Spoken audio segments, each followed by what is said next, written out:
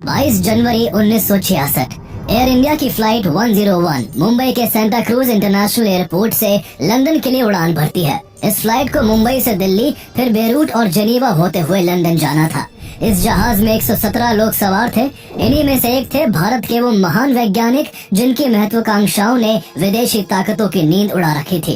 Cambridge से पढ़ाई करने के बाद कॉस्मिक रेज और थ्योरेटिकल फिजिक्स पर काम करने वाले इस जीनियस फिजिसिस्ट ने न सिर्फ रिसर्च पेपर्स लिखे बल्कि भारत का एटॉमिक फ्यूचर भी डिजाइन किया। 1945 में उन्होंने Tata institute of fundamental research TIFR की नींव रखी। 1948 में एटॉमिक एनर्जी कमीशन बनाई और इसी विजन ने भारत के 3 स्टेज न्यूक्लियर पावर प्रोग्राम को जन्म दिया, जो आज भी इंडिया की न्यूक्लियर पॉलिसी की बैकबोन है। ये महान वैज्ञानिक कोई और नहीं बल्कि father of the Indian nuclear programme कहे जाने वाले डॉक्टर होमी जहांगीर भाभा थे, जिनका सपना भारत को न्यूक्लियर सुपर पावर बनाने का था। उन्होंने न केवल भारत में न्यूक्लियर प्रोग्राम की नींव रखी बल्कि जब चाइना ने 1962 में हिंदी चीनी भाई भाई की आड़ में भारत पर हमला करके भारत के 38,000 स्क्वायर किलोमीटर एरिया पर कब्जा कर लिया और 1964 में अपना पहला न्यूक्लियर टेस्ट कर लिया, तो भाभा ने साफ शब्दों में कहा कि अगर सरकार इजाजत दे तो मैं केवल 18 महीनों के अंदर देश को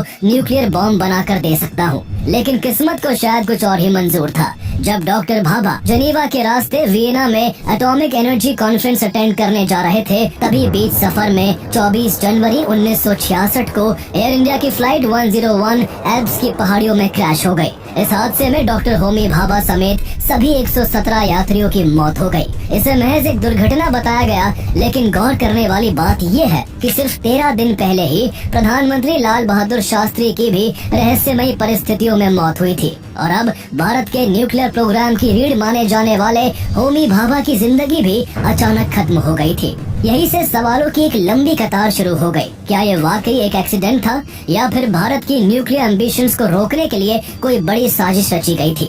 आइए जानते हैं डॉक्टर होमी जहांगीर भाभा की जिंदगी की पूरी कहानी। उनकी मौत से जुड़ी वो कौन सी कॉन्स्पिरेसी थ्योरीज है जिनकी आंच अमेरिका और फ्रांस तक जा पहुंची। Homi J. Bhabha was the father of India's nuclear program. He dreamt of creating a nuclear bomb for India. Coincidentally, Homi Jahangir Bhabha, the father of India's atomic energy program, was on the ill-fated aircraft which crashed in January 1966. Homi Bhabha की मौत साजिश थी या हादसा? Doctor Homi Jahangir Bhabha का जन्म 30 अक्टूबर 1909 को मुंबई की एक वेल्दी पारसी फैमिली में हुआ था। उनके पिता जहांगीर होरमुसजी भाभा एक जाने माने वकील थे और उनकी मां मेहरबाई प्रेमजी पांडे मुंबई के फेमस फिलेंथ्रोपिस्ट डिनशॉ पेटिट की ग्रैंडडॉटर थी। होमी जहांगीर भाभा का नाम होमी उनके दादा होरमुसजी भाभा के नाम पर रखा गया था, जो मैसूर में इंस्पेक्टर जनरल ऑफ एजुकेशन थे। होमी भाभा के परिवार का संबंध भारत के फेमस इंडस्ट्रियलिस्ट टाटा परिवार से भी था। उनकी बुआ मेहरबाई की शादी जमशेद जी टाटा के बड़े बेटे सर दोराब जी टाटा से हुई थी। इतने बड़े परिवार और रिश्तेदारी का प्रभाव होमी जहांगीर भाभा पर भी पड़ा। उन्होंने अपनी प्राइमरी एजुकेशन मुंबई के cathedral and John Connon school से पूरी की। स्कूल के दिनों से ही उन्हें साइंस और मैथ्स में काफी रुचि थी, जो उम्र बढ़ने के साथ बढ़ती ही चली गई। उन्होंने एल्फिनस्टोन कॉलेज से 12वीं की पढ़ाई की और ग्रेजुएशन करने के लिए मुंबई के रॉयल इंस्टीट्यूट ऑफ साइंस में एडमिशन ले लिया। इसी कॉलेज में पढ़ाई करते हुए उन्हें Nobel prize winner physicist Arthur Compton का एक पब्लिक लेक्चर अटेंड करने को मिला, जिसमें उन्होंने कॉस्मिक रेज और उसके इफेक्ट्स के बारे में बताया। ये पहली बार था जब होमी भाभा ने कॉस्मिक रेज के बारे में सुना था और उन्हें ये टॉपिक इतना एक्साइटिंग लगा कि उन्होंने फिजिक्स को ही अपने करियर के रूप में चुनने का फैसला कर लिया। साल 1927 में वो अपने पिता जहांगीर होरमुसजी और फूफा दोरब टाटा की इच्छा पर आगे की पढ़ाई के लिए इंग्लैंड चले गए। वो कैम्ब्रिज यूनिवर्सिटी के गॉनविल एंड केस कॉलेज में मैकेनिकल इंजीनियरिंग करने लगे। उनके पिता चाहते थे कि वो आगे चलकर एक बढ़िया इंजीनियर बने और टाटा स्टील में एज अ मेटलर्जिस्ट ज्वाइन करके फैमिली बिजनेस को आगे बढ़ाए। लेकिन कैम्ब्रिज यूनिवर्सिटी के दौरान होमी भाभा का झुकाव मैथ और थ्योरेटिकल फिजिक्स की ओर बढ़ता चला गया। ऐसे में उन्होंने एक दिन अपने पिता को एक लेटर लिखा।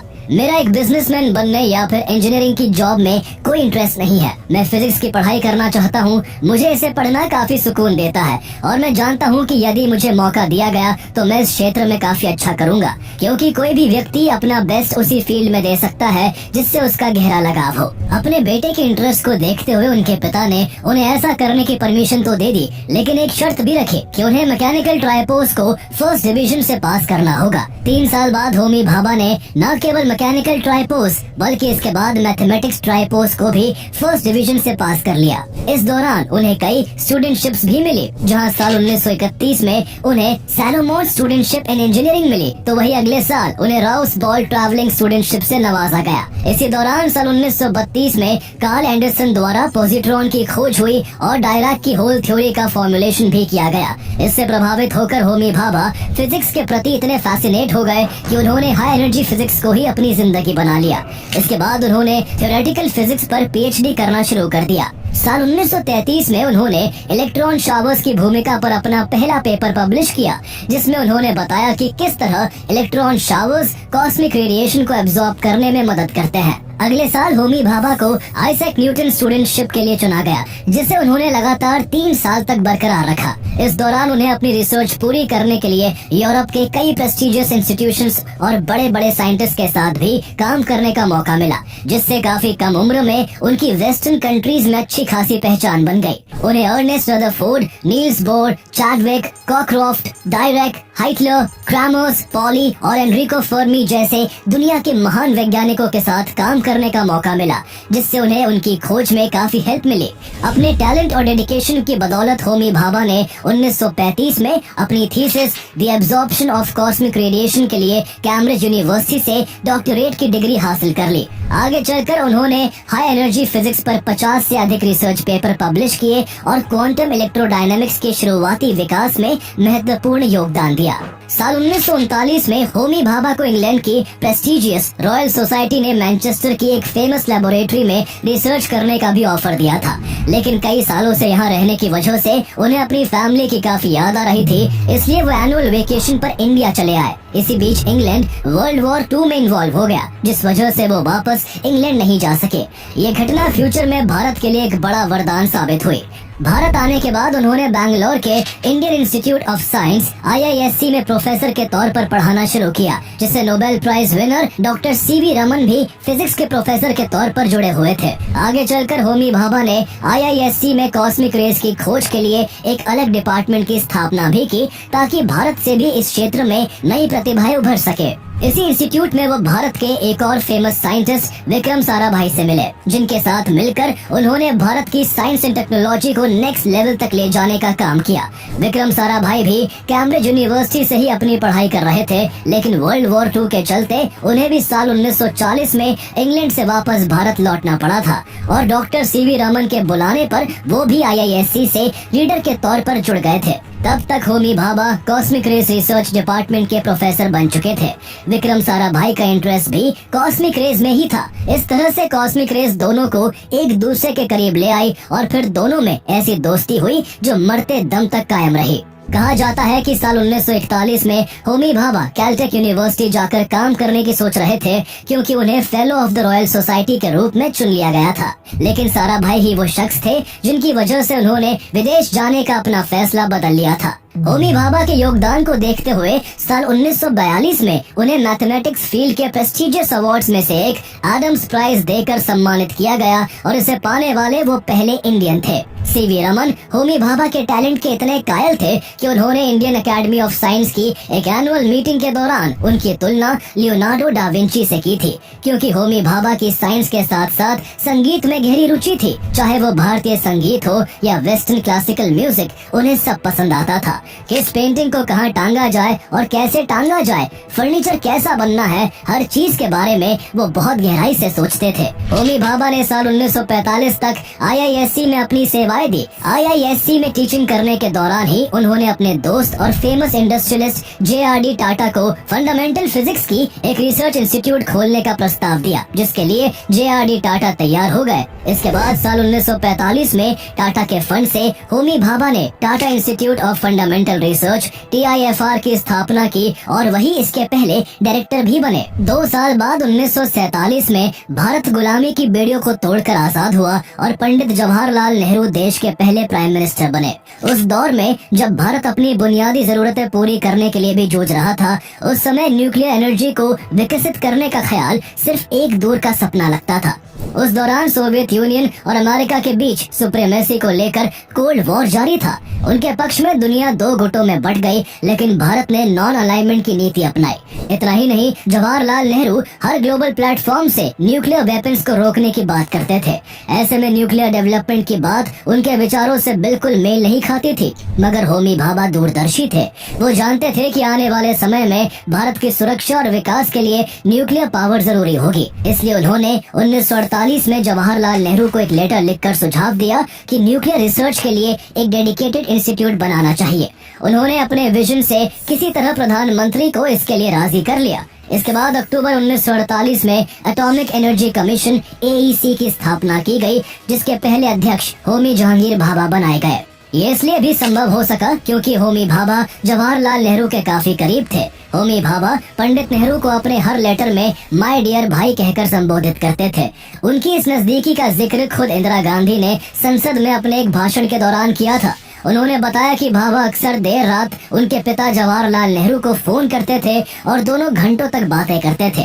जवाहरलाल नेहरू चाहे कितने भी व्यस्त क्यों न हो, भाभा से बातचीत के लिए हमेशा समय निकाल ही लेते थे। होमी भाभा ने ट्रॉम्बे में एटॉमिक रिसर्च सेंटर को स्टैब्लिश करने में भी अहम भूमिका निभाई। उन्होंने भारत की लॉन्ग टर्म एनर्जी नीड्स और देश में थोरियम के 5 लाख टन से भी ज्यादा की अवेलेबिलिटी को ध्यान में रखते हुए देश को एनर्जी प्रोडक्शन में सेल्फ रिलायंस बनाने के लिए थोरियम बेस्ड न्यूक्लियर प्रोग्राम का एक विजनरी आइडिया दिया।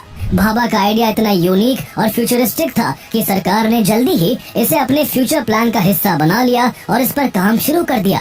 आज होमी भाभा के चलते थोरियम रिसर्च में भारत दुनिया के लीडिंग नेशंस में गिना जाता है। साल 1954 में भारत सरकार ने साइंस एंड टेक्नोलॉजी के क्षेत्र में होमी भाभा के योगदान को देखते हुए उन्हें देश के second highest civilian honours Padma Bhushan से सम्मानित किया। यही नहीं, उन्हें 5 बार नोबेल प्राइज के लिए भी नॉमिनेट किया गया, लेकिन उन्हें ये सम्मान नहीं मिल सका। साल 1955 में उन्हें यूनाइटेड नेशंस द्वारा आयोजित first international conference on the peaceful uses of atomic energy का प्रेसिडेंट चुना गया, जिसमें 73 देशों के 1428 मेंबर्स मौजूद थे।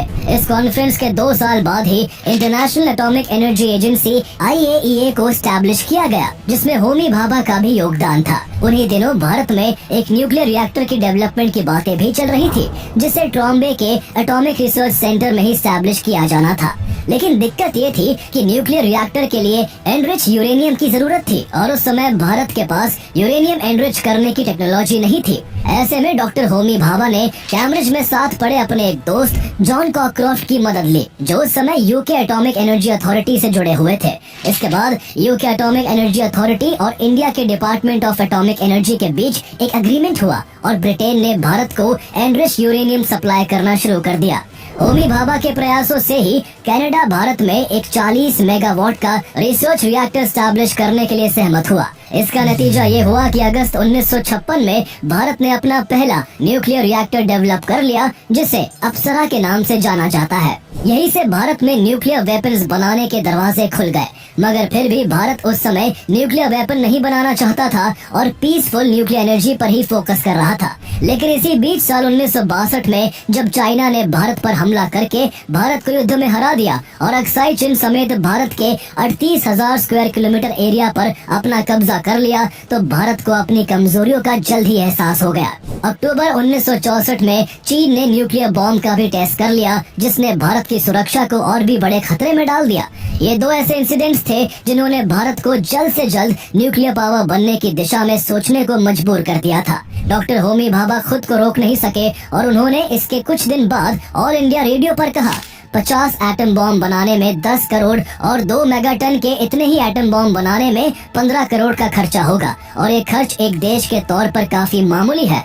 इसलिए हमारी सरकार अगर इजाजत दे तो मैं केवल 18 महीने के अंदर देश को एटम बॉम्ब तैयार करके दे दूंगा। उस समय तक जवाहरलाल नेहरू की मौत हो चुकी थी और लाल बहादुर शास्त्री नए प्रधानमंत्री बन चुके थे, जिनका शुरुआत में न्यूक्लियर डेवलपमेंट के प्रति नजरिया ज्यादा पॉजिटिव नहीं था। उनको वो सब समझने में दिक्कत हो रही थी जो भाभा उन्हें समझाना चाह रहे थे, लेकिन भाभा ने जल्दी ही लाल बहादुर शास्त्री को परमाणु शक्ति के शांतिपूर्ण इस्तेमाल के लिए मना लिया और इसी के चलते अप्रैल 1965 में भारत में nuclear explosion for peaceful purposes नाम से एक न्यूक्लियर इनिशिएटिव शुरू हुआ।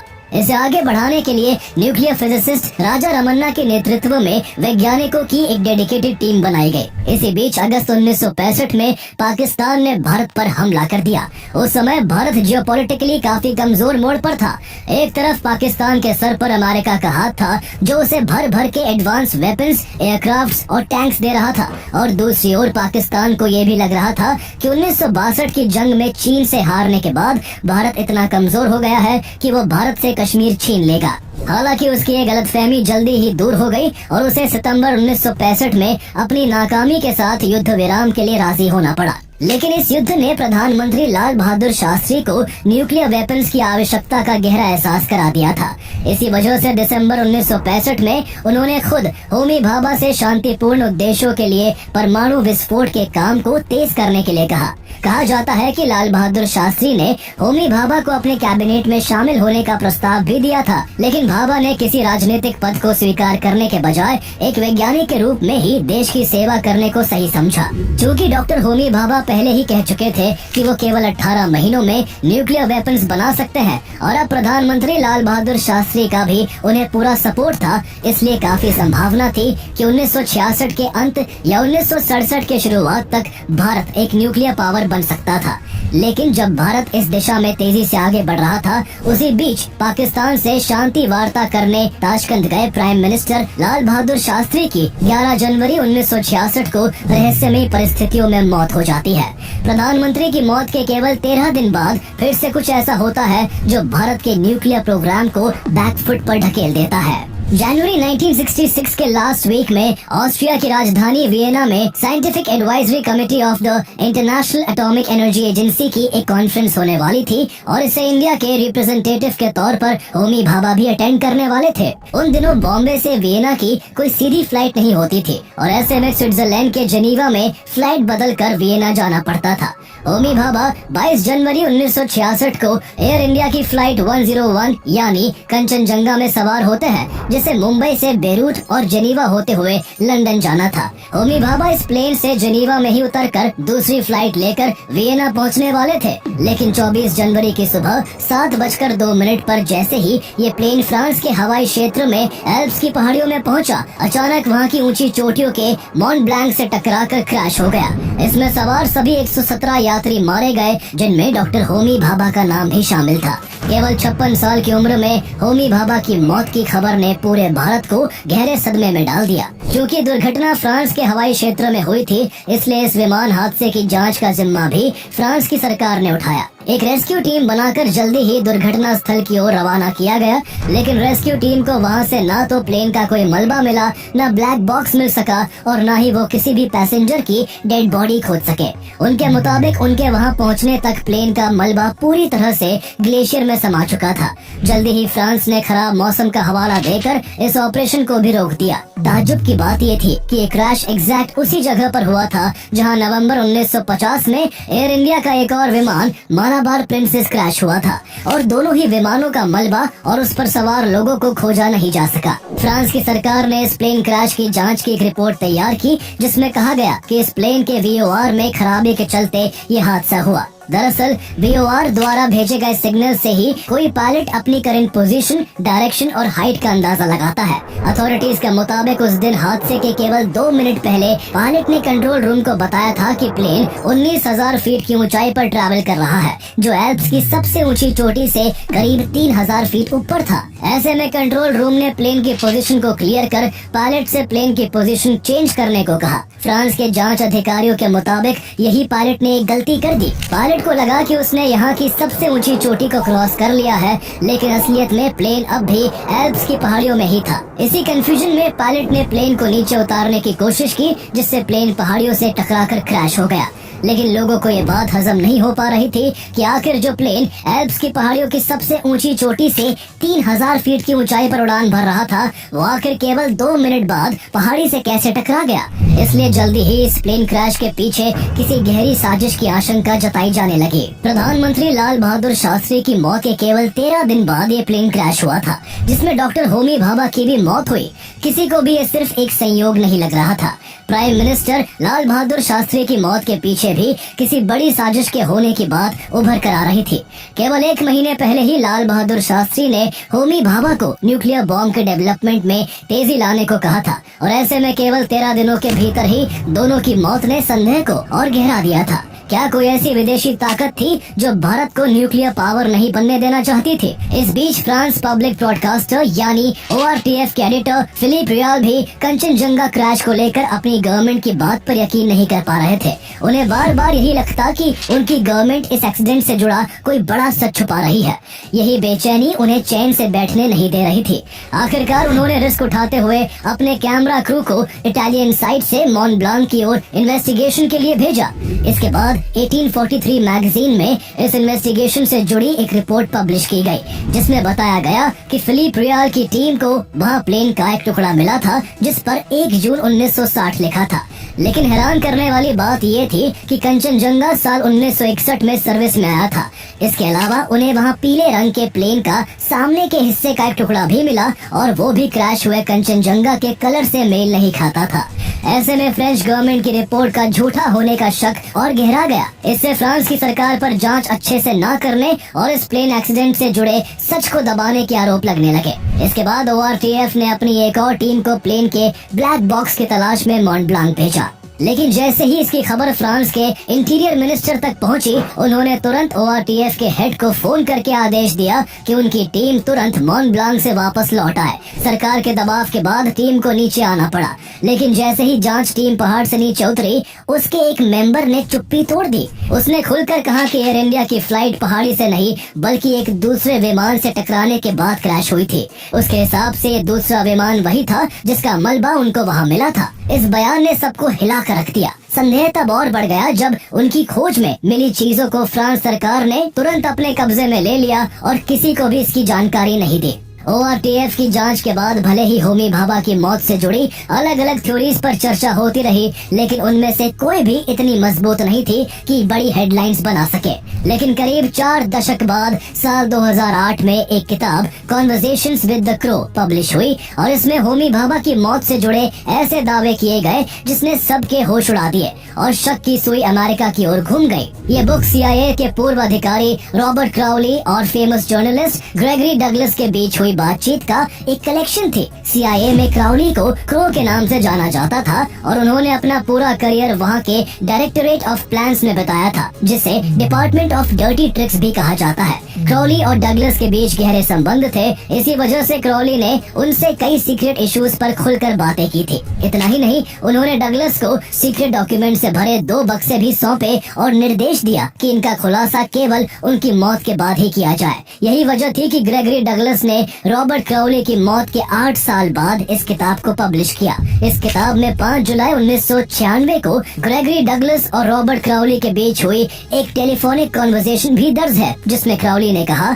1960s में अमेरिका और भारत के रिश्ते अच्छे नहीं थे। उस समय इंडिया अपने परमाणु बम पर काम करना शुरू कर चुका था। भारत ये दिखाने की कोशिश कर रहा था कि वो कितना चालाक है और जल्दी ही दुनिया की एक बड़ी ताकत बनने जा रहा है। क्राउली ने आगे बताया कि भारत सोवियत यूनियन के और करीब आता जा रहा था, और इस पूरी पहल के पीछे होमी भाभा का दिमाग था। उनके पास न सिर्फ परमाणु बम बनाने की पूरी क्षमता थी, बल्कि उन्होंने साफ कर दिया था कि दुनिया की कोई भी ताकत उन्हें और भारत को न्यूक्लियर पावर देशों के बराबरी करने से नहीं रोक सकती। क्राउली के मुताबिक सोवियत से भारत की बढ़ती नजदीकी और होमी भाभा के नेतृत्व में देश के परमाणु शक्ति बनने की संभावना ने अमेरिका को चिंतित कर दिया था। इसलिए CIA ने होमी भाभा की मौत की साजिश रची और उन्हें मारने के लिए एयर इंडिया की फ्लाइट 101, जिसमें होमी भाभा सवार थे, उसके कार्गो होल्ड में बम लगा दिया। इसी कॉन्वर्सेशन में क्राउली ने यह भी दावा किया कि लाल बहादुर शास्त्री की ताशकंद में हुई रहस्यमयी मौत के पीछे भी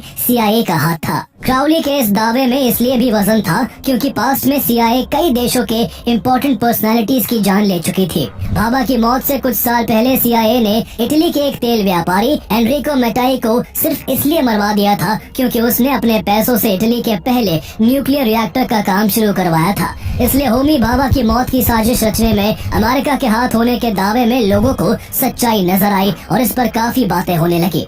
लेकिन उस समय तक रॉबर्ट क्राउली की मौत हो चुकी थी, इसलिए धीरे धीरे ये मामला दबने लगा। लेकिन कहानी यही खत्म नहीं हुई। इस कहानी में नया मोड़ तब आया जब हादसे के लगभग 50 साल बाद 2017 में फ्रांस के मशहूर बिजनेसमैन और sportsman Daniel Roche air crashes की जांच में अपनी गहरी दिलचस्पी के चलते एल्प्स की बर्फीली पहाड़ियों में जा पहुंचे। रॉश ने अपनी टीम के साथ गहन खोजबीन की और जल्द ही उन्होंने वहां से कुछ सीट बेल्ट, कॉकपिट का एक हिस्सा और एक फ्लेयर पिस्टल, एक कैमरा और डॉक्यूमेंट से भरा एक बैग खोज निकाला। उन्होंने जब खोजबीन का दायरा बढ़ाया तो उन्हें दुर्घटना स्थल के 25 किलोमीटर के दायरे में कुछ मलबे के साथ साथ कंचनजंगा का इंजन भी मिल गया। डैनियल रॉश के मुताबिक कंचनजंगा किसी दूसरे विमान से टकराने की वजह से क्रैश हुआ था, जो RTF के एडिटर फिलिप रियल की थ्योरी से मैच करती थी। इस दौरान रॉश ने फ्रांस के अधिकारियों पर उनकी जांच को बार बार रोकने का आरोप भी लगाया था। भले ही होमी भाभा की मौत से जुड़ी अलग अलग थ्योरीज दी जाती रही है, लेकिन उनकी डेथ एक ऐसा अनसुलझा राज है जो आज भी लोगों के मन में रह रहकर कई तरह के सवाल पैदा करता है। होमी भाभा की मौत के बाद भारत सरकार ने एटॉमिक रिसर्च सेंटर का नाम बदलकर उनके सम्मान में Bhabha atomic research centre BARC कर दिया। उनके बाद एटॉमिक एनर्जी कमीशन के अध्यक्ष पद को उनके सबसे करीबी दोस्त और महान वैज्ञानिक विक्रम साराभाई ने संभाला और देश के दो और प्रतिष्ठित न्यूक्लियर साइंटिस्ट राजा रमन्ना और होमी सेठना के साथ मिलकर भारत के परमाणु कार्यक्रम को आगे बढ़ाया। इसका नतीजा ये हुआ कि भारत 18 मई 1974 को राजस्थान के पोखरण में ऑपरेशन स्माइलिंग बुद्धा के तहत न्यूक्लियर टेस्ट करने में सफल रहा और इस तरह से होमी भाभा का वो सपना भी साकार हुआ जिसका वादा उन्होंने 1964 में किया था। आज भाभा के फ्यूचरिस्टिक विजन की वजह से Bharat nuclear energy and nuclear weapons के मामले में बेहद मजबूत स्थिति में है।